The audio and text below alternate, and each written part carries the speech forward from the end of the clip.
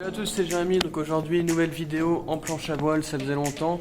J'ai reçu ma nouvelle voile juste là. Et ça devrait être pas mal. Il y a du vent, il fait pas hyper beau, mais ça risque d'être pas mal. Là, on est dans le garage du club, on est tout seul, c'est dimanche matin. Et donc sur ce, je vous dis à toutes sur l'eau.